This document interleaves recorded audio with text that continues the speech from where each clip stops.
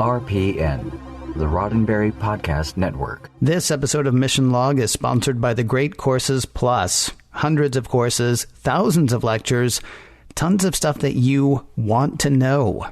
Try it for free for 1 month at thegreatcoursesplus.com/missionlog. Mission Log, a Roddenberry Star Trek podcast. Episode 285, Dramatis Personae.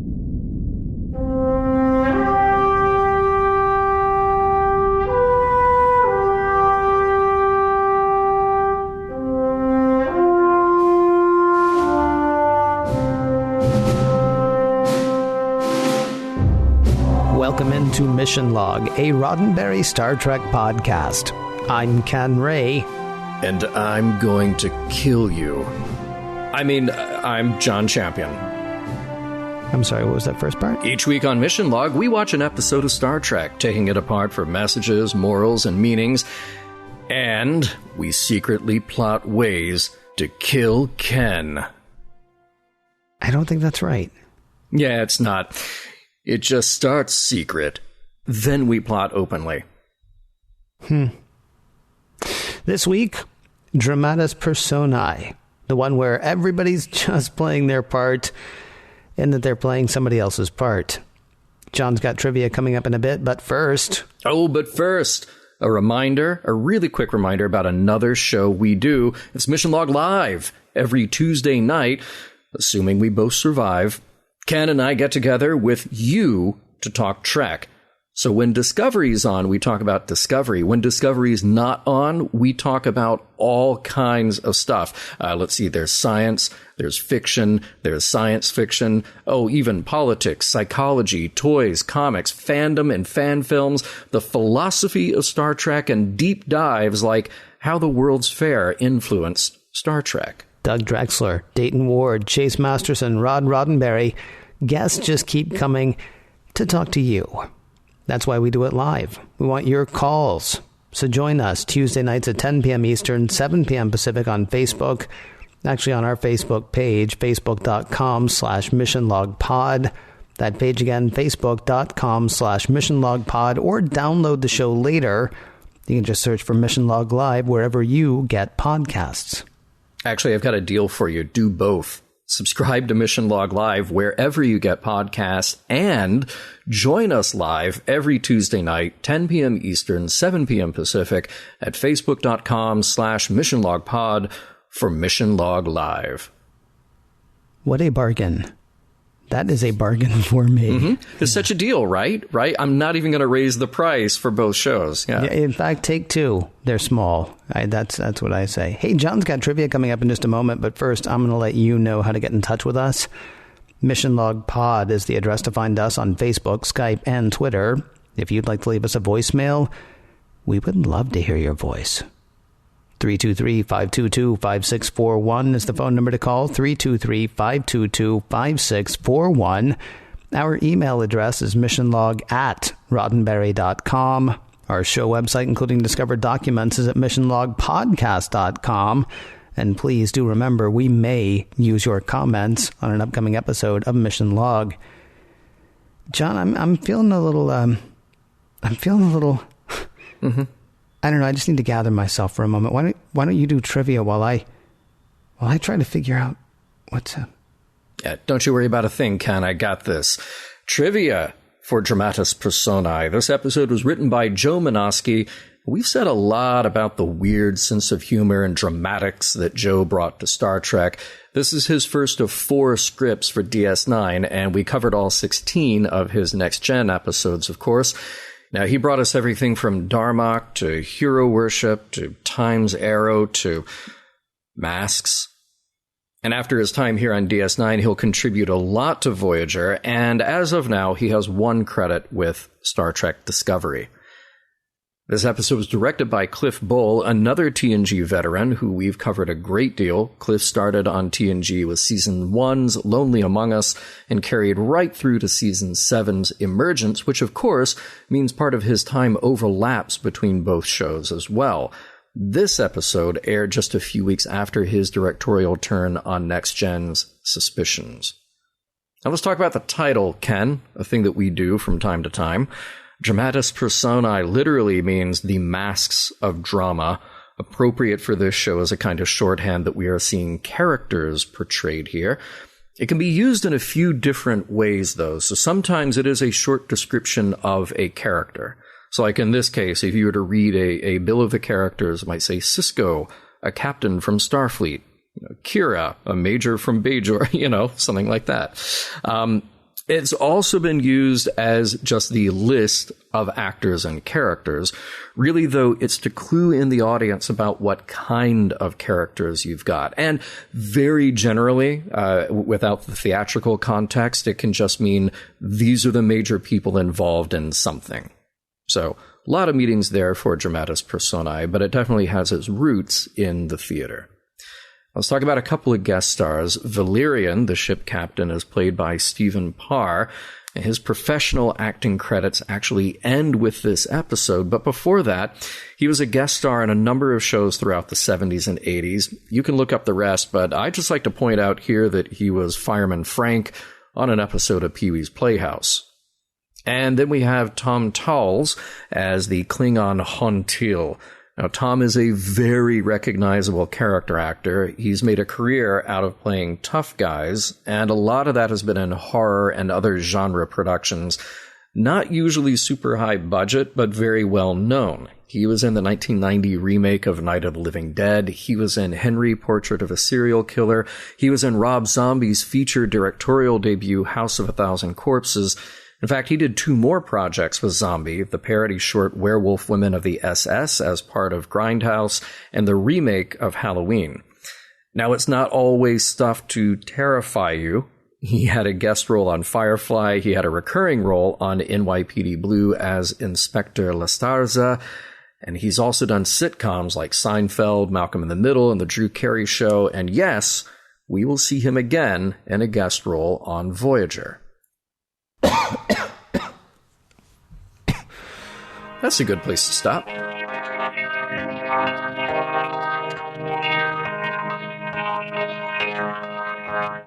Today, the part of the Mad Ruler will be played by Benjamin Sisko. The part of the Conniving Lieutenant will be played by Major Kira. The part of Odo will be played by Odo. And Quark, well, Quark will always be Quark. The curtain rises, and we begin.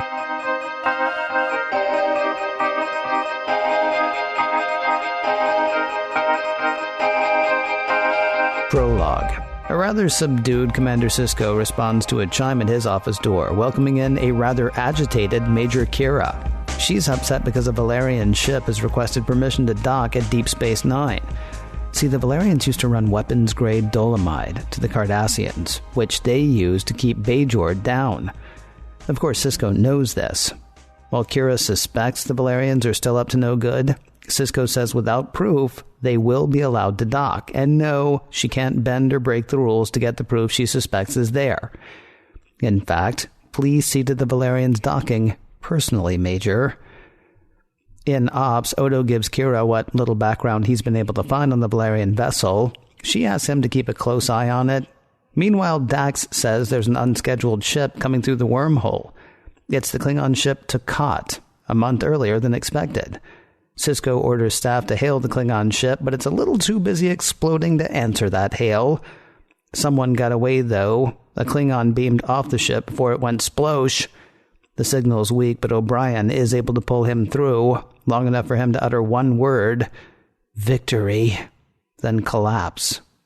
Unable to save the Klingon, Dr. Bashir pronounces him dead as we head to opening credits. Act 1. They've identified the dead Klingon. He was Klingon, first officer of the Takat. What happened to him and his ship is currently unknown, just that he personally took a lot of weapons fire and his ship exploded.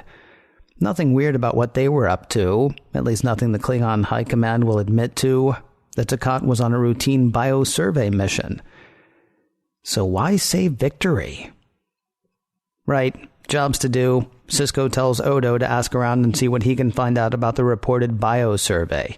Dax and O'Brien will take a runabout and find the Takat's mission recorder.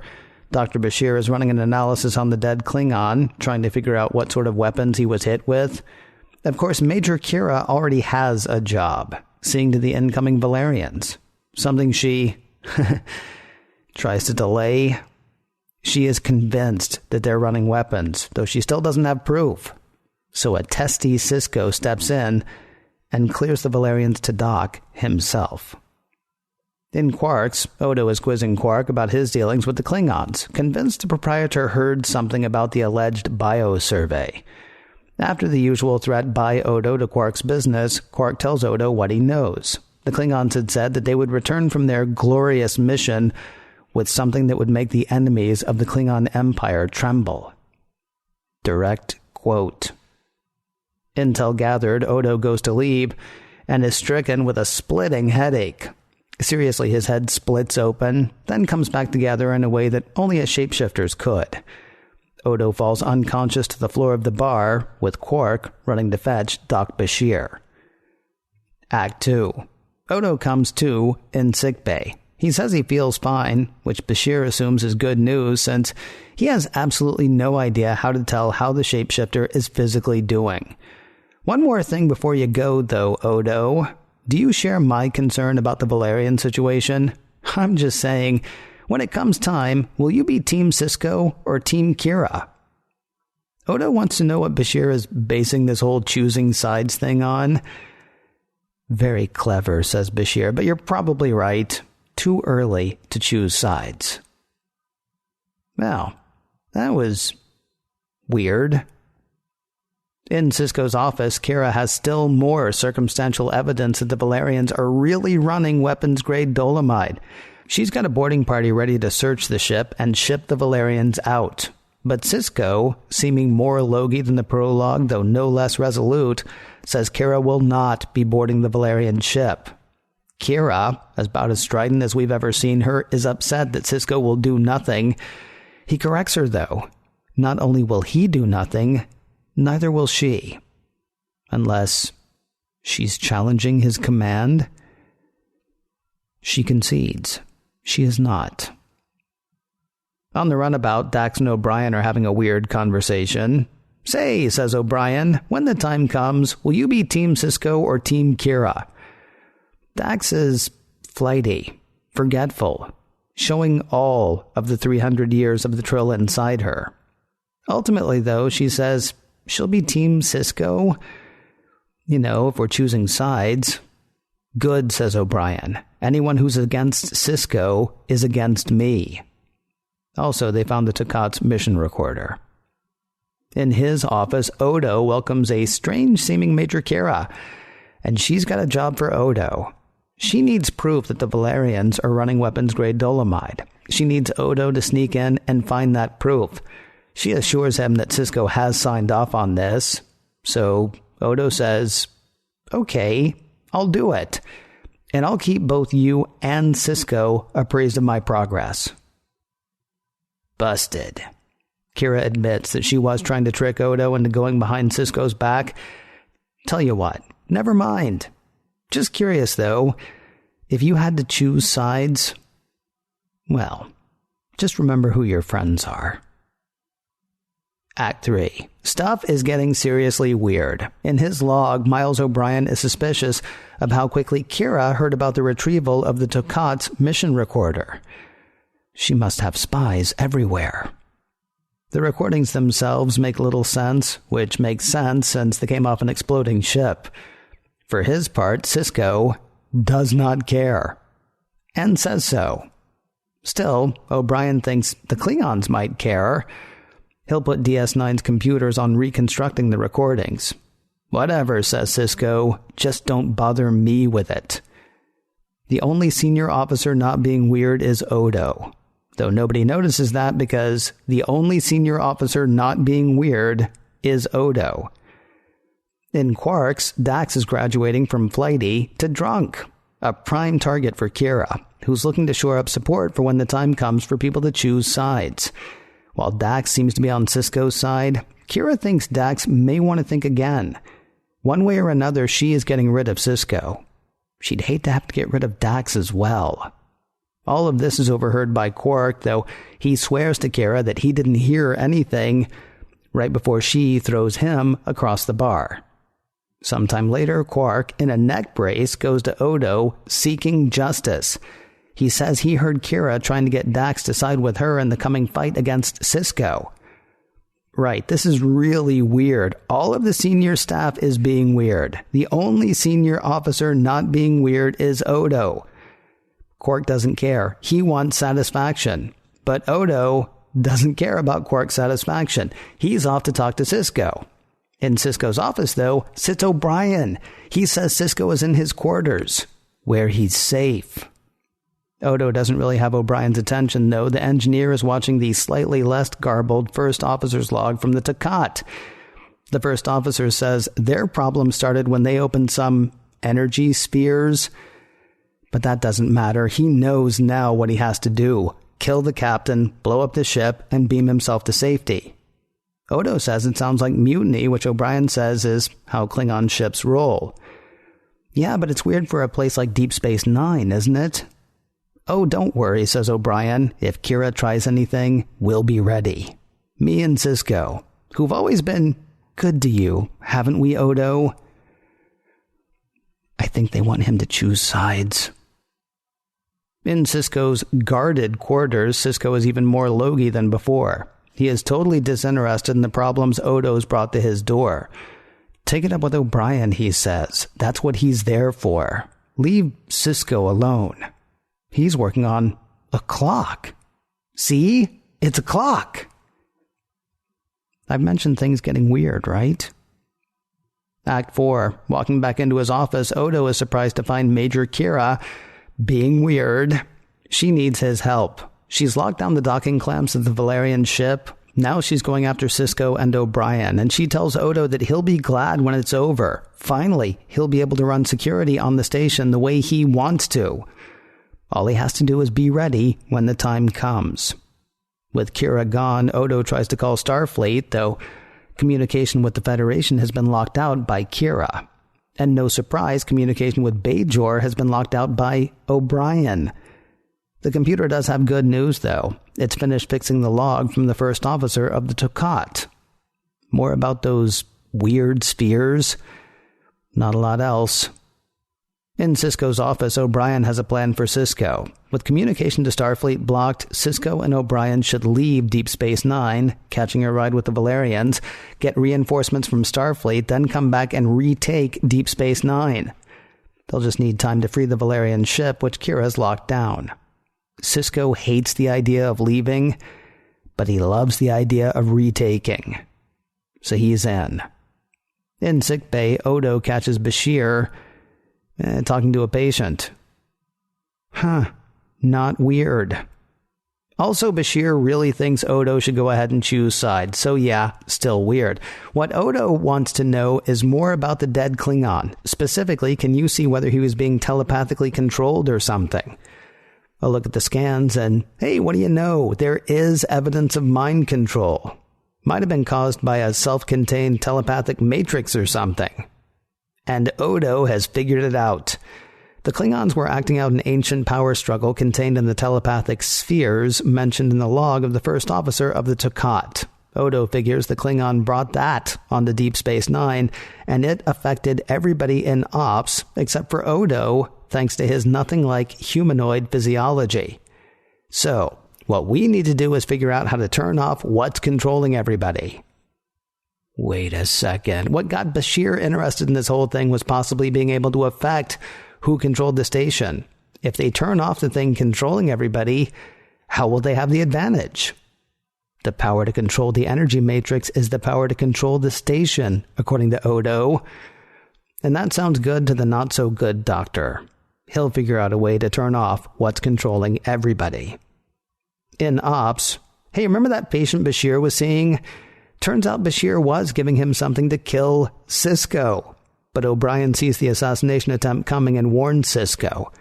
Dax calls Kira to let her know of the trouble, so for those keeping score at home, that's Dax and Bashir on Kira's side, O'Brien on Sisko's side, Odo being Odo and Quark being Quark.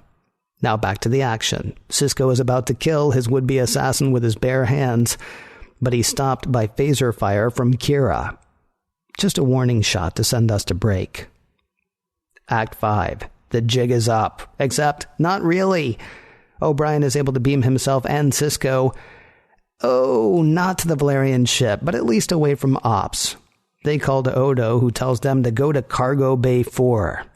Kira figures out that Odo must be helping them along and calls to the constable. Helping Sisko? I'm helping you. You'll find Sisko and O'Brien trapped in Cargo Bay 4. Now come on, Bashir. Let's you and me go to Cargo Bay 4. And there they all are. All of our players on one stage. It's then that Odo orders the computer to do something that'll turn off what's controlling everybody. But it doesn't turn it off. Rather, it drives the telepathic energy matrix out of their heads. Then Odo tells everyone to grab onto something secure. He opens the pod bay doors, pal, and that sucks the telepathic energy matrix out into space. Commander's log. With nothing to hold it together, the telepathic energy matrix has dispersed in space, according to Sisko. Though it wasn't really her doing, Kira comes to apologize, for trying to take over the station. Sisko says he'll let it slide. This time. Then he starts his incredibly intricate clock. The end. Man, I totally get where Kira is coming from with her concern about the dolomite. Rudy Ray Moore is really explosive. So I have no idea what you're doing there.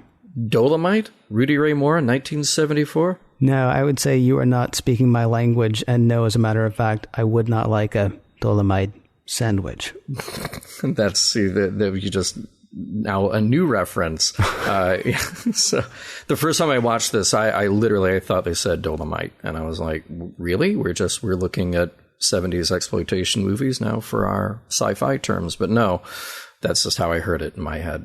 Yeah, well, no, it's actually, I mean, if you weren't watching with I feel certain there are lots of people who, if they aren't watching with the closed captioning on, mm-hmm. I mean, that's what you think it is. That's what I thought it was. Yeah. Yeah, and then I had to go back. Yeah, I think it was because I wanted to know how to spell Tokat that I actually watched it with the closed captioning. I'm like, oh, it's not Dolomite, it's Dolomite. Right. How silly of me! I should have known it was a pretend word. Right. Sisko does a bit of classic Starfleet here, though. The gist of it is, you have suspicions. Okay, we'll treat them nicely and we'll negotiate. Which is good. That's as he should. That's something totally out of the Picard playbook. So that is absolutely out of the Picard playbook. Mm-hmm. It's also, you would hope anyway, it is out of today's playbook, right? You've got circumstantial evidence. Okay, come back when you have evidence, not just, a suspicion, if you would, before you go breaking down somebody's door and, searching. Because honestly, once she goes crazy, she could just, she could bring Dolomite there to plant, which she may well have done. Because did I mention, well, the crazy is a strong word, weird. I think weird might be the word that I would use. Hey, I'm surprised this wasn't your lead thing again with the comm badges. I know. It was another thing with the comm badges. At some point, they've got to do the double fake out where they say, whoever's trying to hide, it's like, yes, we're going to go into this other corridor and definitely not leave our comm badges here to fake you out. But then they leave their comm badges somewhere else, or just keep them on. It'll totally throw them off. That would be funny, actually, if Kira had been sitting there going, they can't be stupid enough to still have their comm badges on. No. they just have them on. Yeah. Right. They must have put them on somebody else's back, and they're actually sitting where we least expect it. Mm-hmm. I got to say really quickly, I couldn't figure out the drink that Quark made Jadzia, but I wanted one. Yeah, right. And I still do. Yeah. Yeah. Somebody at Quark's Bar, get on that. Because, please. Yeah, look way better than the Rakajinko. I said that wrong. I'm sorry. I'm pretty sure you did, but that's okay. Yeah. You know what they say, though? They say you put the shoe on the right foot first, but put the left foot first into the bathtub. Always. Yeah. So. And then I think you do the hokey pokey. I'm pretty sure. That's so good. So good. I loved it's played over the top, but I love the bit with Quark with the neck brace. It's just because it was so him. And I love I love the voice that he's doing, and he's really playing it up. And then as soon as Odo leaves and he kind of straightens it out and gets his real voice back, it was a nice little bit played perfectly by Armin. You've also got to love the fact that it was a space neck brace. It was a space neck brace. It had like the two layer. It was like the silvery metally thing and then like a weird red, almost like a gel thing in there. It was very much a space neck brace. Love it. Love that attention to detail. There was a moment in here that was truly the slowest build up to almost hurting a senior officer that I've ever seen. And I mean the moment in Ops where you have O'Brien saying, "Commander Sisko," and there was a Bajoran about to somehow disable Sisko with that little like circuit board thing he was going to stab into his neck or whatever. And that whole thing, it's one line and one camera cut, and it feels like it's about 10 minutes. You know, where that Bajoran is just the worst co-conspirator you could possibly ask for. I don't think, though, that it was a circuit board thing. I think it was an electronic Gom Jabbar. Oh, good. Yeah, good call. Yeah, thank you very much, because there certainly hasn't been enough doing in the past week or two. Nope. So listen, I know that Sisko says the telepathic energy matrix dispersed in space, but first of all, how do we know that? And then more to the point, how do we know he didn't just create another Red Jack? How do we know it wasn't Red Jack to begin with? Because we saw it come out of 7 different people's heads, plus it was in some spheres that were on another place in another quadrant of the galaxy. Apparently for 1,000 years. Red Jack has had 100 years to figure this out since we last saw him. I don't know. I don't think it was Red Jack, because I think Red Jack would have been, he would have been up to his old tricks, right? Why is it going to be like, although if he's had 100 years by himself, he might have been, man, I'm really going to play it up next time. Last time It was too easy. This time I got parts, I got costumes. Well, I don't have physical form, so I don't really have costumes, but I got parts. Yep, yeah. Well, I don't actually have parts because I don't have physical form either, but I'll have somebody else's parts. Maybe I could get them to make costumes, and I really don't think it was Red Jack, but he might have just created another one. That's what I'm saying. Yeah, very true. Now, their whole novel solution at the end, getting rid of the telepathic influence, kind of reminds me of like something that's happened many times in my life. Like I'm driving down the highway very fast, and then I realize that there's a fly trapped in the car with me, and you do that thing where you sort of roll down the window and the wind comes really, really strong, and you kind of like wave your hand to get the fly out of there, or worse, like a bee or something like that. Like, get out, and then very quickly raise the window again. That was, I'm sure that they were influenced by exactly that when they wrote that scene. You think so, huh? Mm-hmm. Yeah. Can I ask you a question that has nothing to do with the episode? Sure. Do you ever feel bad for that fly? Never. Really? Never. Because he can fly. He can fly. Well, yeah, right, but he has no idea how to get back where he was. So he's relying on me for that? Yeah. Well, I'm just saying. It's his own fault for getting into your car. I understand that. What if I was driving to Disneyland? Come on, he'd be lost. Well, but he'd be having a grand time at least. Probably so. Yeah.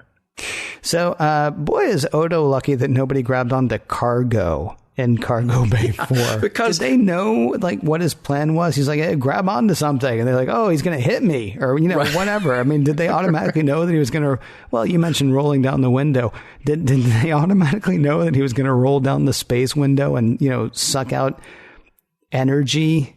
Because that's another thing, not to nitpick, but can you suck energy out of a cargo bay door? Yeah, in DS9, you can. And very much to your point, if we learned anything from Next Gen, it's that whatever is in the cargo bay is barely hanging on and will hurt you if given half a chance. Okay. I get the telepathic spheres. I get the jockeying for power. I get no one getting expelled through the airlock. But, seriously, how did that clock work?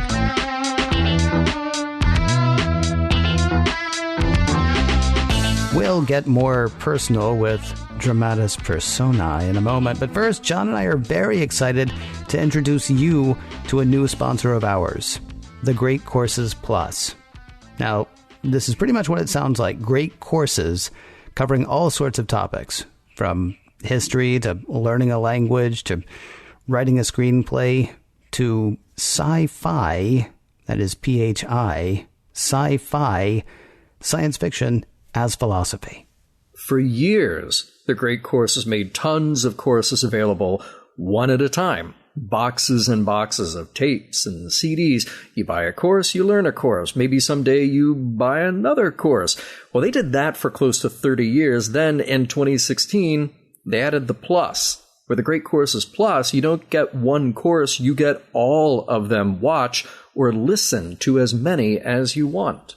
All of the courses. You can has all of the courses. And I'm pretty sure there's a course that tells you, don't say you can has. No, just don't. Yeah. I will tell you, the listening thing's pretty cool. I was driving someplace the other day. It took me about an hour to get there. I listened to a great course on the way. That's so funny because I did the same thing, had about an hour drive each way. I got through 4 courses, each one about a half an hour, and literally like every 5 minutes my mind is being blown. So yes, exactly, it's well right. worth it. Yeah. So one thing that they've done is they've actually added an app recently for iOS or Android. So instead of having to watch here's the thing. I've run video in my car before. I'm not watching it, but what I am doing is just eating through my battery because, of course, it takes more battery power to play a video, and it seems doubly stupid if you're not actually watching it. So the app actually has a thing where you can just listen, right? Kind of like listening to a podcast. So, like if you're driving someplace like I was doing or Mr. Champion was doing, or if you go to the gym like I used to do, or, if you're somebody who listens to podcasts while you work, basically any place is a great place for a great course. Now, Ken, you mentioned this month's featured course, Sci-Fi, Science Fiction as Philosophy. Presented by David K. Johnson, this course tackles some really big philosophical topics, using science fiction as a jumping-off point, as a tool to illustrate as a way to dig deep into philosophy.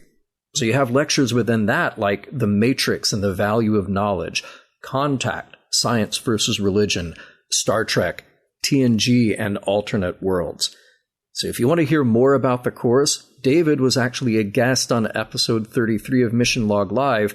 Go give that a listen. I'm guessing it was his courses that blew your mind, right? Pretty much, yes. Yeah. Moment 24 by moment. lectures, right? Man, he talked about something in one of those. I can't remember which one. I think it was TNG and Alternate Worlds that I just keep coming back to. I just keep coming back to it every now and then. I'll be doing something else, and all of a sudden I'm like, yeah, that part. I don't want to spoil it for anybody. Here's the thing, though. 24 lectures in this course, all of them waiting for you, but you don't have to listen to all of them. You can pick and choose from this course and seemingly countless others. And you can start for free. Mission Log listeners have access to 1 month of lectures from the Great Courses Plus. What you do is you go to thegreatcoursesplus.com/missionlog. It is a long URL, but it is a URL worth remembering. thegreatcoursesplus.com/missionlog. Life is full of stuff that you have to know. This is stuff that you want to know. Let's do that one more time. Start today at thegreatcoursesplus.com/missionlog. And a huge thanks to the Great Courses Plus for sponsoring this week's show. So I guess I'm trying to mine some questions here, some topics to discuss for this episode. Mm-hmm. And I guess one of the only real questions that I had in any of this is how much of the altered version of the characters we're seeing was the alien influence and how much is really them.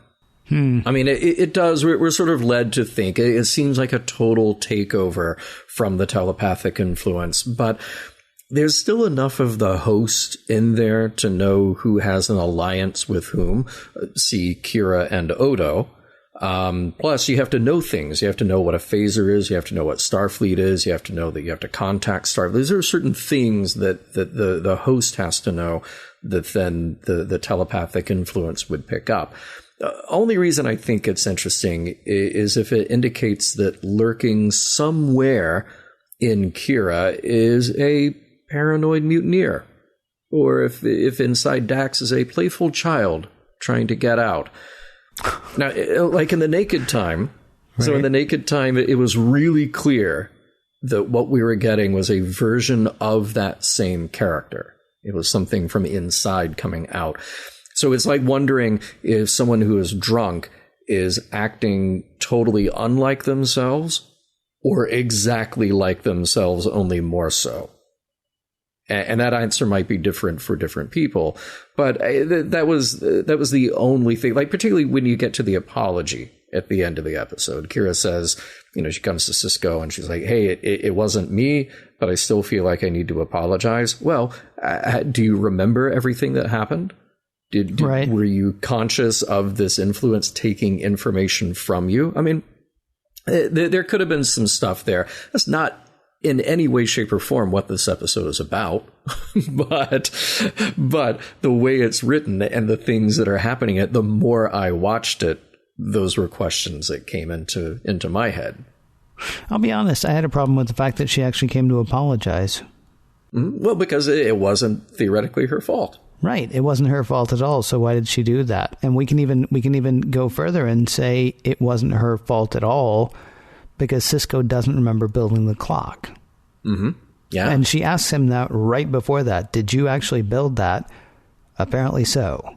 Okay, yeah, so he doesn't remember that, which means she doesn't remember trying to take over the ship, which means she only would have heard this from Odo. I'm sorry, trying to take over Deep Space Nine. So she only would have heard this from Odo, right? Mm-hmm. Mm-hmm. And so why is she apologizing? Nobody remembers anything. I mean, it's like, if you get hypnotized and you act like a chicken and then later you apologize for acting like a chicken.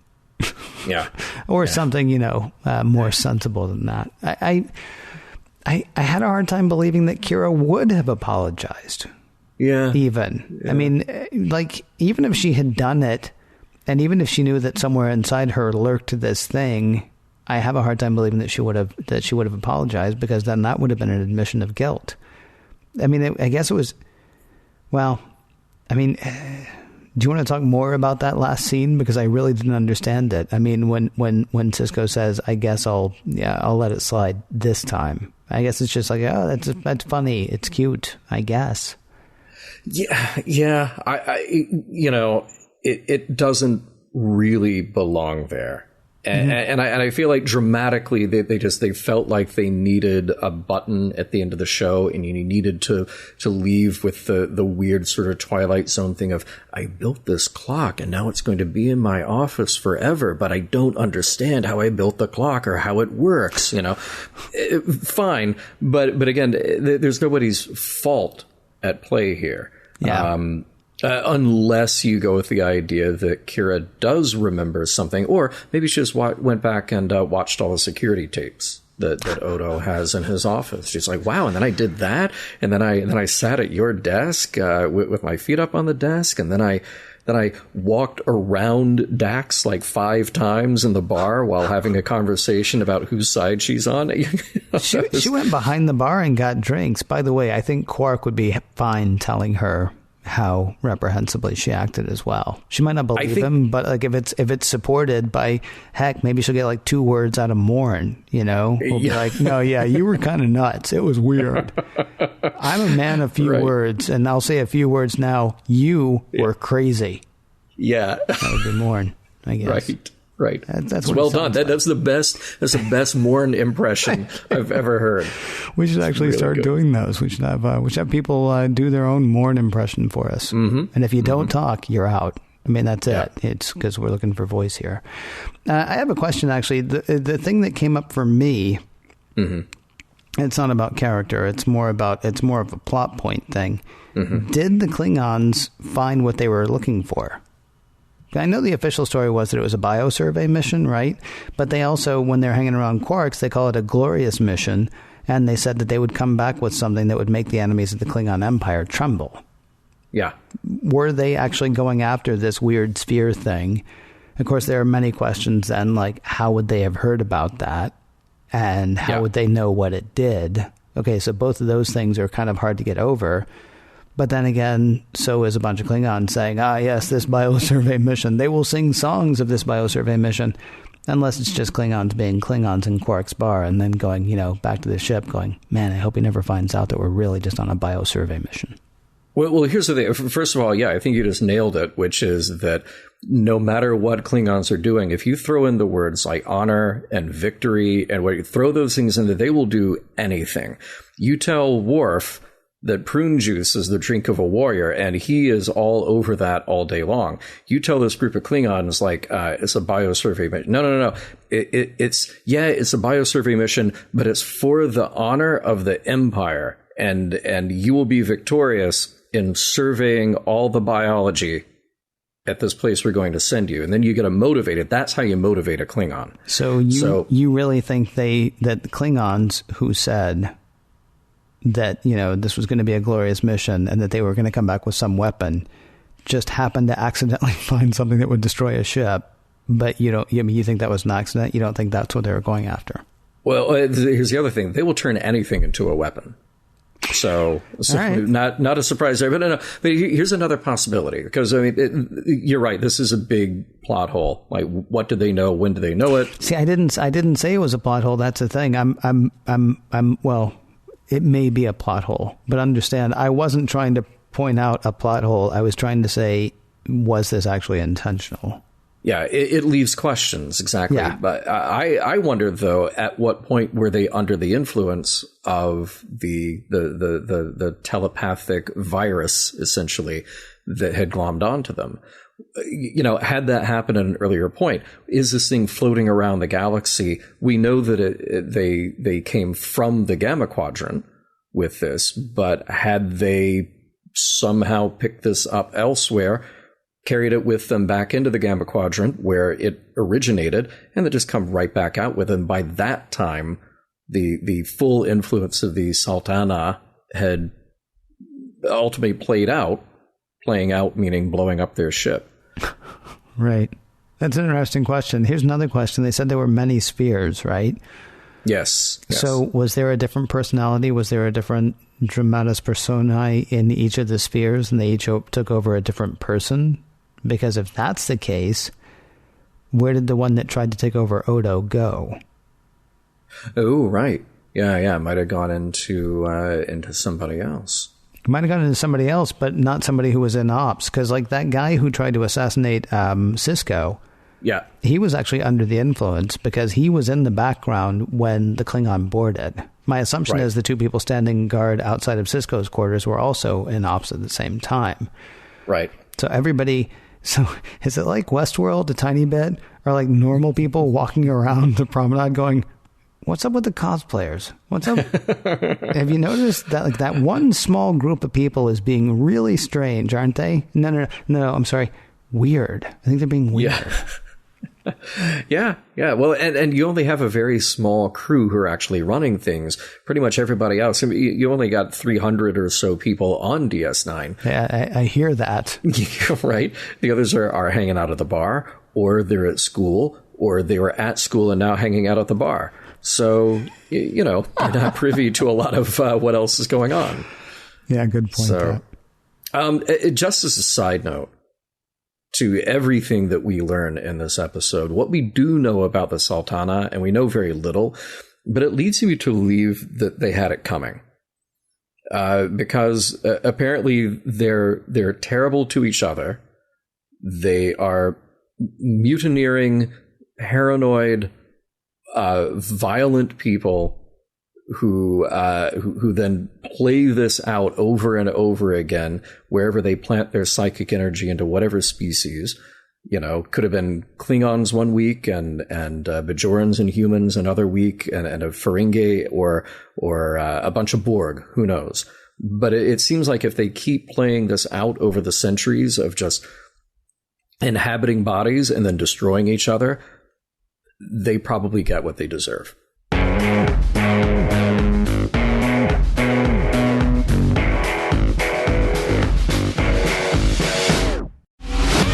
While it may have some flaws, I think this play is great. They should make it into a movie. Or a TV show. Oh. Wait a moment.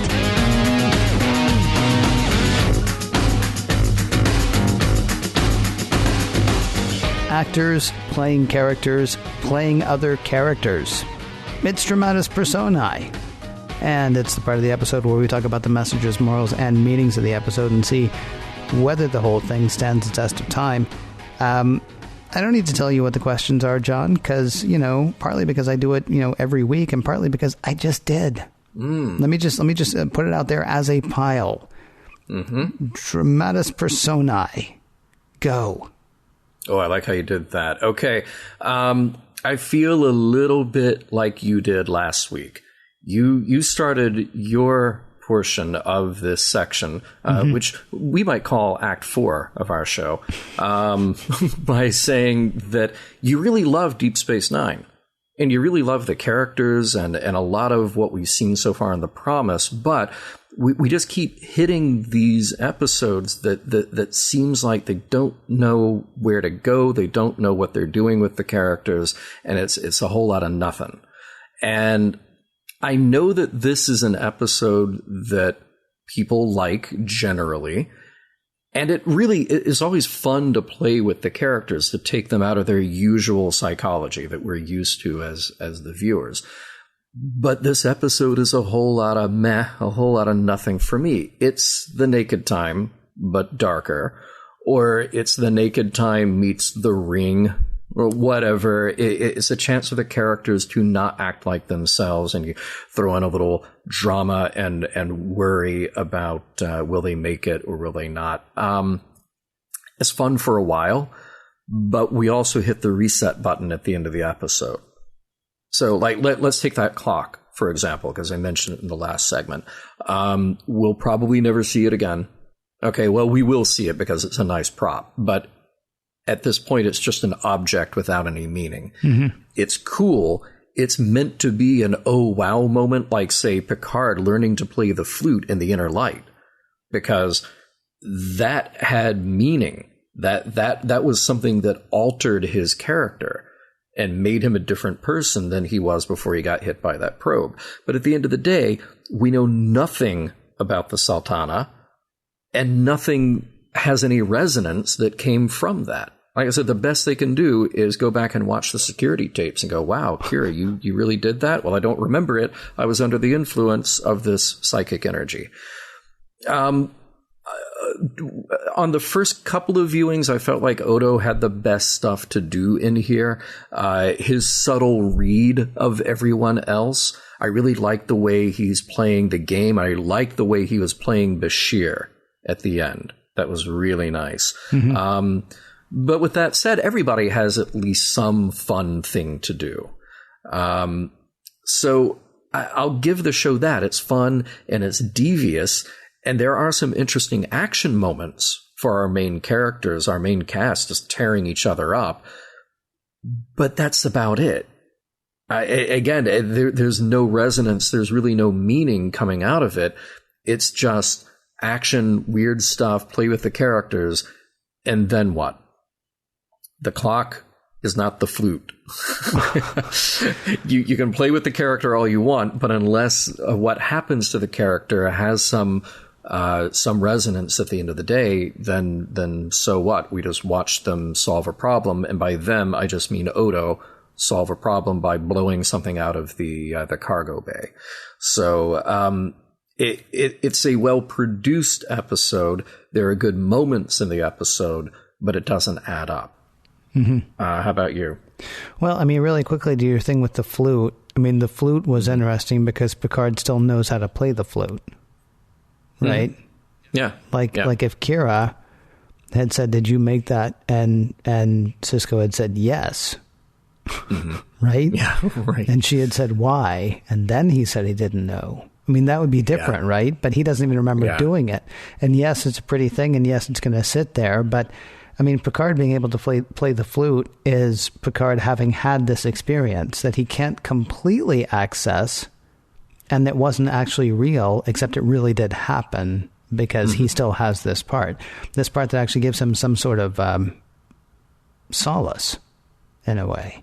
Whereas the clock is just a thing that, heck, he might have been drunk and thrown up all over the place for all the impact it's going to have on him. He'd actually probably, feel more impact from having been drunk and thrown up all over the place because at least he'd be embarrassed by that. Plus, it's something he did. Yeah. Whereas this was just something that happened to him and he did something while this was being done. What's interesting to me about this episode, actually, I did not know, because I don't go back and do the trivia thing. I didn't know that Joe Menosky wrote Masks, or I didn't remember that. But this episode did remind me of Masks, In fact, if we had actually been alternating these or watching episodes of TNG and DS9 one after the other in broadcast order, the way a lot of people wanted us to, then Masks actually would have reminded me of this episode. And it's interesting that they come from the same guy, because without realizing that they were written by the same guy, they very much reminded me of each other. I seem to remember liking the inferred backstory in Masks, and I seem to remember being bothered by the lack of payoff.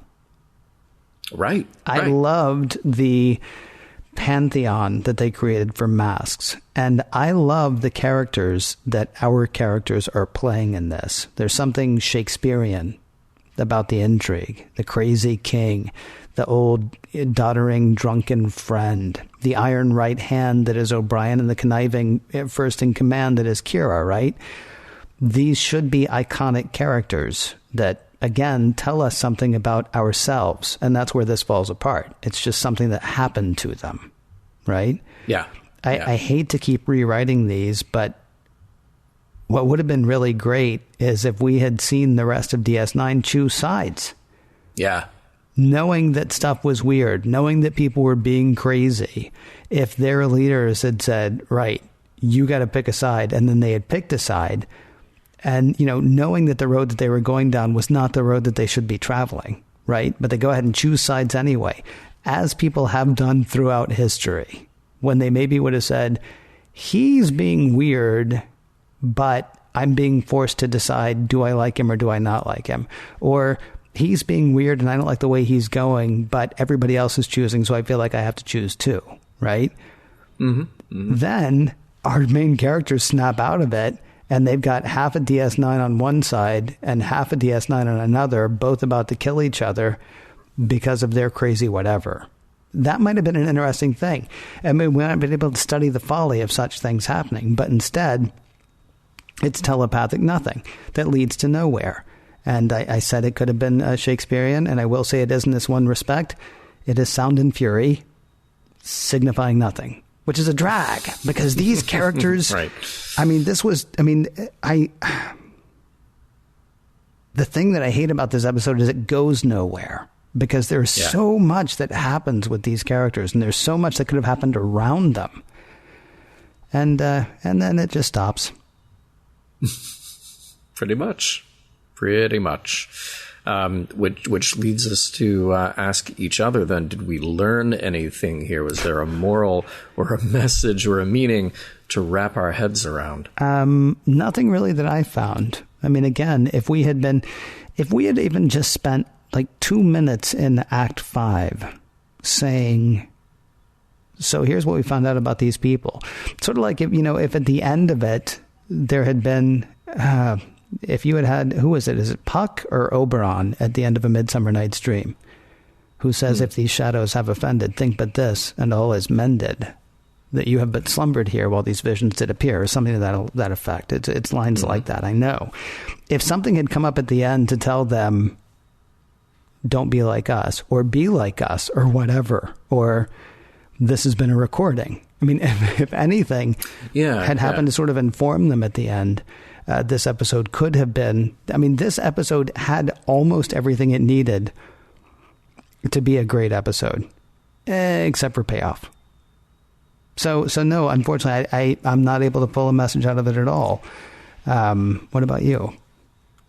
Nothing that's intended, that's said with any seriousness on my part. Paranoia is bad. Mutiny is bad. Don't get hit with a mind-altering telepathic virus. Oh, that's a good one. That's a good one, though. Yeah, that is a good one. But actually, to your point about the problem with the ending of this and quoting Midsummer Night, do we get any kind of message about the Sultana? No. They were apparently terrible and spread their terribleness to others. Don't be like the Sultana.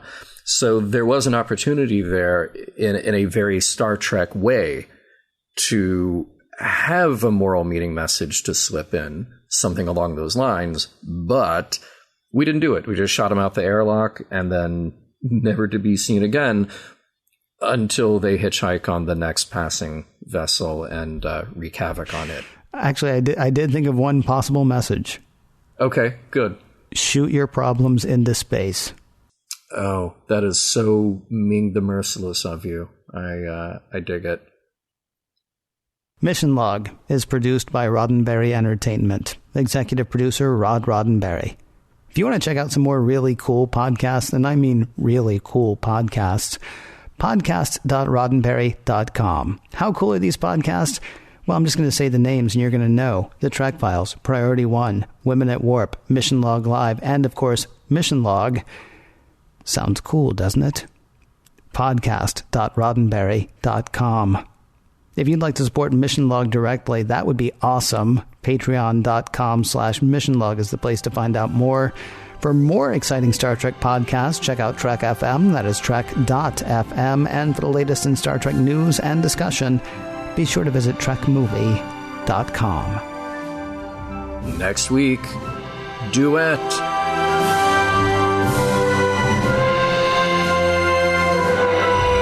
Some of the music for Mission Log provided by Warp 11, online at warp11.com, and from the album Messages by Key Theory, free to download at kitheory.com.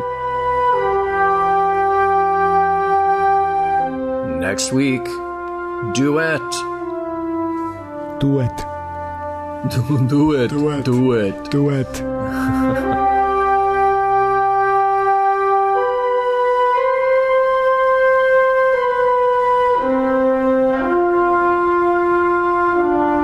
End transmission.